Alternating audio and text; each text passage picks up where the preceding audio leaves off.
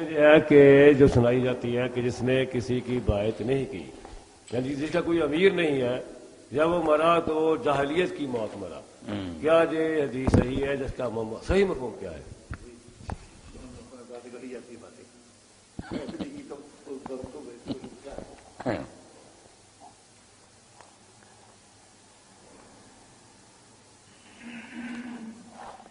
ریاض صاحب نے جس حدیث کا حوالہ دیا نا،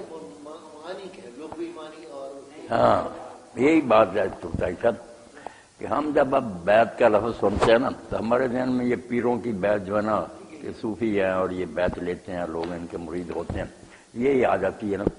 اصطلاحیں بدل گئی نا، ورنہ بیعت جو ہے نا یہ سیاسی اصطلاح ہے، یہ کوئی پیشواؤں کی بیعت نہیں کہ اس طرح کے لوگ اٹھیں اور پیر مرید بنتے رہیں۔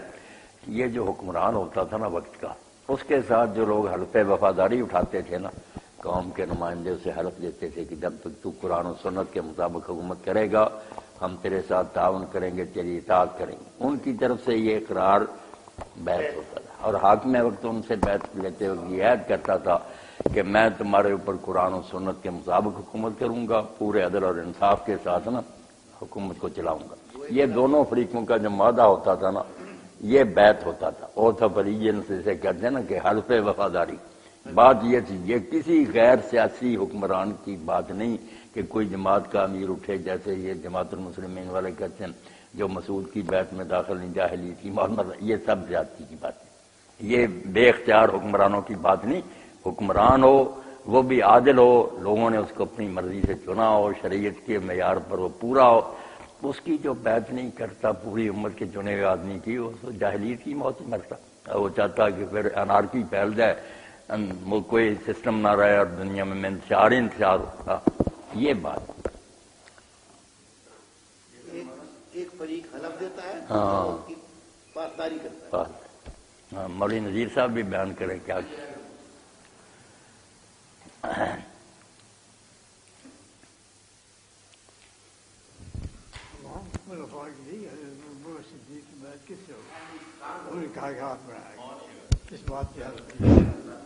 مولانا جو حدیث کے الفاظ ہیں من ماتا ولیس فی عنقہ بیعۃ مات میتۃ جاہلیہ، اس میں یہ تخصیص نہیں ہے کہ وہ حکمران کی ہے یا کوئی عام ہے، بلکہ اس میں ان الفاظ میں تو وہ عام بیعت ہے، من ماتا ولیس فی عنقہ بیعۃ، کوئی بیعت نہیں بیعت تو وہ کہتے جب آپ پڑھیں گے حدیث کی کتاب میں وہاں تو بیعت کا لفظ ہی عمارت اور حکومت کے سلسلے میں آئے گا، ویسے بیعت جو نا وہ تو آئے گی نہیں، نہ کوئی بیعت لیتا تھا۔ اسی لیے حضرت ابوبکر کی جب بیعت ہوئی، اگر کوئی دوسرا شخص بیعت لیتا تو باغی ہوتا، نہیں لے سکتا۔ خلیفے کی بیعت ہوتی تھی، کسی دوسرے کی بیعت نہیں ہوتی۔ اور یہ بعد میں بھی جو ظالم حاکم بیعت مانگتے تھے وہ یہی کہ حکومت کی بیعت تھی، ورنہ یزید جانتا تھا کہ دین میں تو امام حسین بڑے پیشوا عالم ہے، نیک ہے، وہ حکومت منوانا چاہتا تھا۔ یہ بعد میں بات آ گئی ہے کہ جس کا جی چاہے بیعت لیتا پھرے۔ بیعت ہمیشہ خلیفۃ المسلمین لیتا تھا، اس کے علاوہ کوئی بیعت نہیں لے سکتا تھا، یہ تو انتشار ہو جاتا۔ بلکہ یہ حکم ہوا ہے کہ اگر ایک وقت میں 2 آدمی بیعت لے لیں تو جو پہلا ہے اس کی بیعت کو پورا کرو، دوسرے کو قتل کر دو، بے شک کوئی ہو، کیوں وہ گڑبڑ ڈالنا چاہتا۔ حکومت اسلامی نہیں ہے تو اسی لیے یہ بہت سے لوگ جو ہیں یہ جماعتوں کے امیر بھی بنے ہیں۔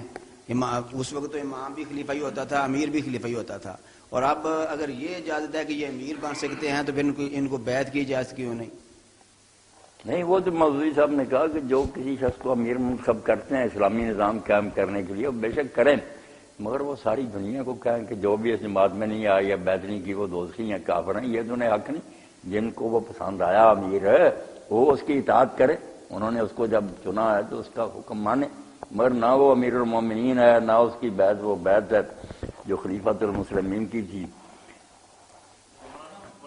اس معیار کو معیاری حکومت کو لانے کے لیے کوشش تو بالکل لازم ہے، مگر یہ کوشش کے دور میں جو لوگ ہیں وہی بن بیٹھے ہیں امیر المومن، اور جو ہمارے ساتھ نہیں وہ کافر ہے، یہ بات نہیں غلط۔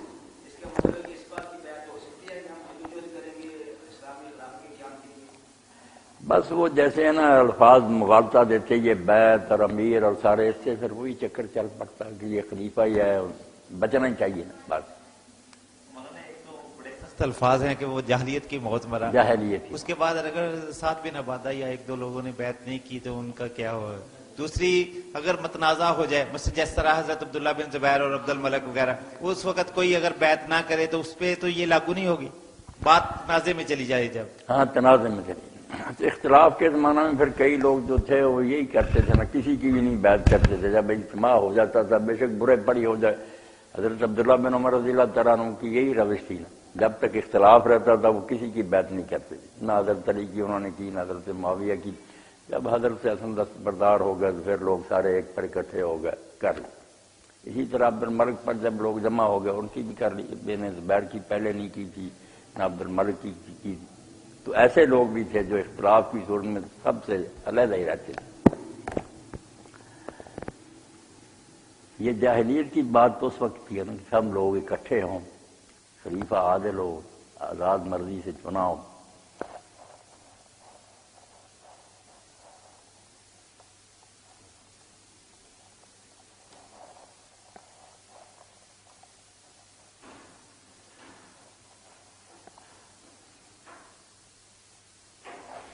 سعد بن عبادہ رضی اللہ عنہ کے بارے میں جب صلاح الدین جو تھے نا ایڈیٹر تکبیر کے، انہوں نے جماعت المسلمین والوں کو کہا کہ انہوں نے بیعت نہیں کی، حالانکہ خلیفہ بھی حضرت ابوبکر رضی اللہ عنہ بالکل اچھے تھے، چنے ہوئے تھے. تو انہوں نے پھر بڑی کوشش سے نا حوالہ ایک ڈھونڈا کہ حضرت ابوبکر رضی اللہ عنہ نے ایک دن کہا تھا کہ سعد تو اس وقت تجھے یاد نہیں جب بیٹھا تھا تو حضور نے کہا تھا کہ خلیفہ قریش میں سے ہوں گے، تو یہ تیرے سامنے بات کہی تھی. اس نے کہا واقعی کہی تھی.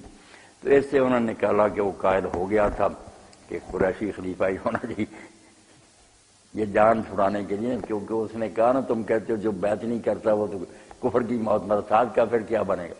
تو انہوں نے پھر یہ روایت جو نا مسعود احمد صاحب نے ڈھونڈی بڑی محنت سے.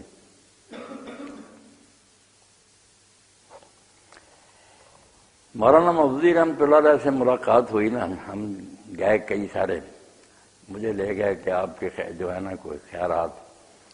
تو مولانا جو مجلس ہوتی تھی اثر کے بعد وہاں میں نے کہا مولانا یہ قضیے جو ہے حدیث میں عجیب بات ہے کہ جن لوگوں نے اختلاف کرنا تھا ان کو حضور علیہ السلام نے وہ مسئلہ نہیں بتایا. جن کی طرف سے جھگڑے کا تبلیغ تو یہ تھی کہ جن سے اندیشہ تھا ان کو سمجھاتے. اگر وراثت کا معاملہ ہے کہ نبی کا کوئی مال جانا نہیں وراثت میں تقسیم صدقہ، یہ چچا بھی مانگ رہا ہے عباس، حضرت رسول اللہ کی بیوی بیٹی بھی مانگ رہی ہے، بیویوں نے بھی حضرت عثمان کو آمادہ کیا. تو نبی علیہ السلام نے ان کو کیوں نہ سمجھایا؟ کیونکہ یہ کو عام قانون تو تھا ہی نہیں. نبی کے وارثوں تک کی بات تھی نا، جو وارث بننے تھے ان کو آپ سمجھا دیتے، وہ نہ مانگتے، نہ ہوتی، نہ ناراضگی. کیا فتنہ پڑ گیا.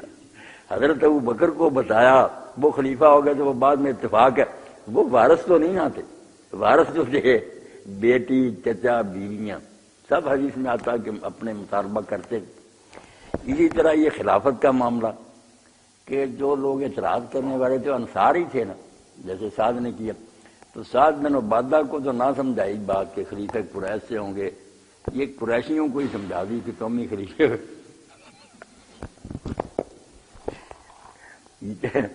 جب فارغ ہو کر ہم گئے نا دارالضیافہ میں تو صدیق الحسن گیلانی مرحوم کہنے لگے یار آج تو ہم نے جو باتیں سنی ہے اس کا مطلب تو یہ کہ اسلام کچھ بھی نہیں، یہ تو جھگڑے ہی جھگڑے ہیں. ہم نے تو یہ باتیں کبھی سنی نہیں تھی کہ اتنا جھنجٹ ہے اس میں. میں نے یہ بھی کہا کہ مولانا آپ نے لکھا کہ وہ سعد مان گئے تھے، یہی بات جو ہے نا ایک خلیفہ قریش سے ہوں گے میرے سامنے کہی، مگر پھر آپ تفہیمات میں لکھتے ہیں کہ وہ ناراض ہو کر چلے گئے، جو آخر تک جمے رہنا بیعت نہیں کی وہ سعد ہی. بھی اقرار بھی کر لیا انہوں نے، یہ اور زیادہ مصیبت پڑ گئی کہ نہ وہ خبر ہوتی انہیں اس روایت کی. پھر بھی جب انہوں نے مان لیا کہ میرے سامنے آپ نے کہا تھا خلیفہ قریش میں، پھر بھی بیعت نہیں، تو مولانا نے بالکل چڑھ کر کہا کہ میں پھر اسے کافر کہوں. میں غصے میں آ گیا کہ میں اسے کافر کہوں. میں نے کہا نہیں، کافر کی بات نہیں، اس کا کوئی حل کرے نا کہ وہ مان ہی گیا کہ میرے سامنے حضور نے کہا. بڑی مصیبتیں چگتائی صاحب کیا کریں، قانونی الجھنیں. وہ جو اپنا حضرت ابوبکر صدیق نے نہ حضرت عمر نے یہ روایت پیش نہیں کی وہاں، یہ خلیفہ قریش میں ہو گئے. انہوں نے استحقاق جتایا کہ ہم رسول اکرم صلی اللہ علیہ وسلم کے ہم خاندان سے ہیں. وہ قریش کی سعادت پہلے بھی مانتے رہے ہیں اہل عرب، اب بھی مانیں گے.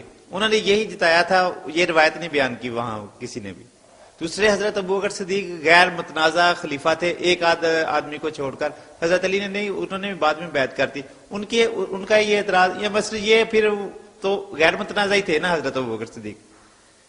نہیں، متنازع کی بات نہیں، بات تو ان روایتوں کی ہے کہ اللہ کے نہیں، روایت وہاں پیش ہی نہیں کی حضرت ابوبکر صدیق نے، وہاں نہیں پیش کی. بس اب جو کرتے ہیں نا، نہیں اب تو کریں، ہم تو حضرت ابوبکر صدیق کا کیس یہاں نہیں، حضرت ابوبکر نے کہی نا، پھر ساتھ جب نہ مانے تو ان کا بعد میں آتا نا کہ لیکن وہاں تو کسی نے یہ روایت نہیں پیش کہ کی. تو اس وقت تھا نہیں جب حضور نے تیرے سامنے یہ بات کہی تھی خلیفہ قریش میں. اس وقت بھی لوگوں نے لکھا کہ پیش کی، مگر وہ رہتے اتنی زیادہ نہیں. کبھی بخاری شریف یا دوسری بڑی کتابوں میں یہی جو کہا کہ بس تجزیہ کر کے نا سیاسی انہوں نے. ماسٹر عابد صاحب کے ساتھ جو پیر پورا شریف اور ان کے ساتھی گیا نا جمعہ کے دن مجھے ملنے کے لیے، 7-8 ساتھی تھے. وہاں بھی بات چلی تو ایک نے پھر یہ کہا کہ انصار جو تھے مہاجر خلافت کے اہل ہوئے، انصار میں کوئی کمی تھی. تو میں نے پھر حضرت ابوبکر رضی اللہ والا تجزیہ انہیں سنایا. سب لوگ پھر بڑے مطمئن و خوش ہوئے. میں نے کہا حضرت ابوبکر نے اٹھتے ہی یہ کہا کہ اگر فضائل کو دیکھیں نا اور اسلام کی خدمت، تو تم ہم سے آگے ہو. ہم کب انکار کرتے ہیں کہ تم نے دین کی خدمت نہیں کی، اور تم میں سے کوئی خلیفہ بنے تو ہم جو سمجھدار لوگ ہیں سر جھکائیں گے. مگر عرب کے باقی قبائل جو ہیں ان کو کون منائے گا کہ وہ اس خلیفہ کو تسلیم کریں؟ قریش کو جو لوگ حضرت اسماعیل کی اولاد ہونے کی وجہ سے، بیت اللہ کے متولی ہونے کی وجہ سے کفر کے زمانے سے مانتے آ رہے ہیں، اور اب نبی بھی ان میں سے ہے، اس لیے ان میں سے خلیفہ ہو تو کوئی قبیلہ اور محسوس نہیں. یہ بات پھر انصار کے سرداروں نے کہی کہ بالکل ٹھیک ہے یار، اسلام کی خدمت اگر ہم نے کی تو اس کو کیوں برباد کرنے لگے؟ قریشی خلیفہ کو مانو. انہوں نے جو تجزیہ پیش کیا وہ واقعی صحیح بات تھی کہ ان حالات میں قریشی خلیفہ کے علاوہ دوسرا بے شک فرشتہ ہی ہوتا، دوسرے قبیلے کم ماننے والے تھے. اللہ عربی میں جو لفظ جہالت ہے، جیسے یہ ہے کہ وہ جہالت کی موت مرے گا، تو جہالت کا معنی کیا کفر ہی ہے، یا جہالت کا معنی کوئی گناہ، کوئی غلطی وغیرہ بھی ہے؟ نہیں، جاہلیت اسلام کے مقابلے میں آتا ہے، جہالت نہیں وہاں بیان ہوا. جہالت تو علم کے مقابلے، جاہلیت جو ہے نا اسلام کا الٹا نا، اسلام کے خلاف جو ہے وہ جاہلیت ہی، جاہلیت کی موت مرے گا ہے نا. یہ کسی مسلمان کے لیے رویہ نہیں ہو سکتا کہ ایک وہ اسلامی حکومت قائم ہو اور اس کا کوئی باور موجود ہے اس کے اندر.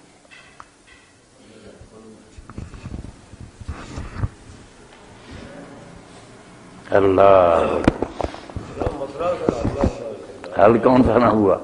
اگر روایتیں صحیح ہیں تو سال کا کیا ہوا؟ جاہلیت روایتیں غلط ہے، جس میں خدا بھی غلط ہے یا کیا ہے؟ اس کا ہوا کس کو؟ ہاں، جہالت اور جاہلیت میں فرق ہے بہت. حکیم صاحب کو دو نا تھا، میں نے کیا حکیم صاحب فرمائے نا کچھ کر دے کو. ہم فرق تو مولانا والے کریں گے. ویسے حکیم صاحف فرمائے نا. یہ ہے کہ جہالت کے معنی نہ جاننا، جہلا نہ جاننا. ایک معنی ویسے ایک دوسرے بھی ہیں، جہالت کے معنی کے غصے میں آنا، علم نہ ہونا، یہ بھی ہے. فنجل فوق جاہل جاہلینا اللہ یہ قوم نہ لینا. وہ شاعر کہتا ہے کہ کوئی شخص ہمارے ساتھ ہی غصے کا رویہ اختیار نہ کرے. یہاں اگر جہل کے معنی نادانی کے نہ جاننے کا کریں تو علم کی بات نہیں ہو رہی. یہاں تو یہ ہے کہ ایک آدمی کہتا ہے کہ کوئی ہمارے ساتھ زیادتی نہ کرے، غصے کا اظہار نہ کرے، ورنہ مجھ سے زیادہ غصے میں آ کے زیادہ غضبناک ہو سکتے ہیں. جاہلیت دراصل ایک رویہ ہے، جہالت ایک رویے کا نام نہیں ہے. جہالت میں نہ جاننا، اگر کوئی آدمی کوئی بات نہیں جانتا ہے تو وہ اس بات کے بارے میں کہہ سکتے ہیں کہ وہ جاہل ہے. اگرچہ ہمارے یہاں اس کے معنی کچھ زیادہ ہی سخت ہو گئے ہیں عربی کے مقابلے میں. ہم جاہل جو ہے نا بیوقوف اور اس کو ایک کھردرا سا آدمی سمجھتے ہیں، حالانکہ اس کا مفہوم صرف اتنا ہے کہ وہ نہیں جانتا اس بات کو.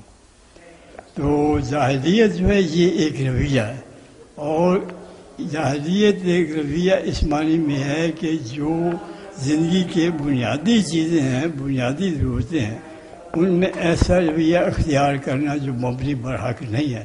ایسا رویہ صرف اسلام ہے، اور اس کے خلاف اس لیے جو بھی رویہ ہوگا وہ جاہلیت کا رویہ ہوگا. اس کے معنی یہ ہوں گے کہ وہ حقائق سے روگردانی کر رہا ہے، وہ دانش سے کر رہا ہے یا دانش سے کر رہا ہے. اس لیے اسلام سے قبل کا جو زمانہ ہے اس کو جاہلیت کا زمانہ کہتے ہیں، کیونکہ وہ اسلام سے قبل کا زمانہ تو اسلام کی نفی تھا. اسلام تو سب سے پہلی بات اس کی توحید کی ہے، اور وہاں جو ہے شرک سے شروع ہوتی ہے. یہاں خدا کے سامنے جواب دیے، وہاں کسی کے سامنے جواب دیا ہے، یعنی یہ ہمارا خدا تو نہیں ہے. تو اس طرح کی جو ایک بنیادی چیزیں تھیں، بنیادی زندگی کی جو ضرورتیں ہیں، بنیادی زندگی کے جو رویے ہیں، ان میں ان کا خلاف حقیقت رویہ ہوتا ہے.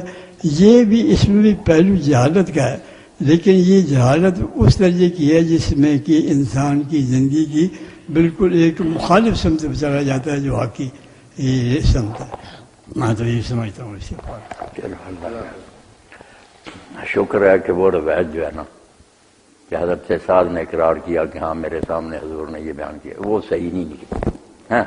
اس لیے جو معاملہ بہت خراب تھا نا کہ ماننے کے بعد وہ حضور کی بات پھر نہیں مانی انہوں نے، اس سے بچاؤ ہو گیا. یہ حضرت ابوبکر نے نہیں انہیں کہا، نہ انہوں نے نہ کہ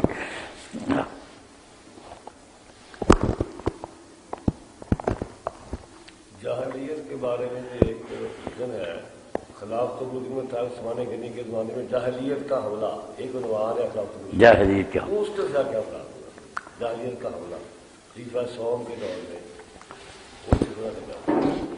بس یہاں جو بات یاد رکھنے کی نا کہ جن حدیثوں میں آتا ہے جس نے یہ کیا جاہلیت کی موت مرا، کسی میں کفر بھی صاف آ جاتا کہ جس نے نماز چھوڑی جان بوجھ کر اس نے کفر کیا.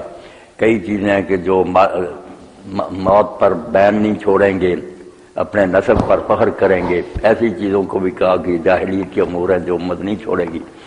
تو ان میں سمجھنے کی بات یہ کہ یہ چیزیں جاہلیت اور کفر ہی ہیں، مگر کرنے والے کافر نہیں ہیں نا.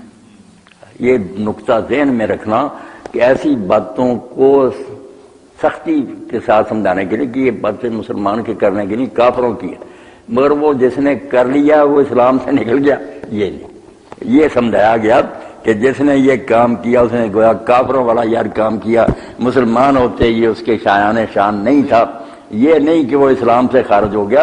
اس پر باب باندھا امام بخاری رحمۃ اللہ نے بڑی فقاہت دی تھی. یہ ساری چیزیں وہاں اکٹھی کی اور ساتھ کہا کہ کفر ان کو دونا کفر. اور بڑی اچھی مثال شبیر احمد عثمانی رحمۃ اللہ نے دی کہ نزلہ معمولی سا ہو جائے بیماری یہ بھی کہلاتا، کینسر ہو جائے وہ بھی بیماری کے بھی بہت سٹیج ہیں. اسی طرح یہ کفر جو ہے نا اس کے بھی بہت مدارج. ایک چھوٹا سا کفر ہے وہ کافروں والا کام ہے اگر اسلام سے نہیں نکلا. ایک ہے بالکل آخری جس سے مر ہی جاتا ہے، وہ ہے اسلام سے نکل جانا. وہ ایک ہی بات ہے کہ وہ اللہ کے رسول کا انکار کرے، کہہ دے کہ میں نہیں انہیں نبی مانتا. یہ نہ حد پار کرے تو اندر رہتے ہوئے اگر غلط کام کرے تو ہم کہیں گے یار یہ کوئی مسلمانوں والی بات تو نہیں تو کر رہا.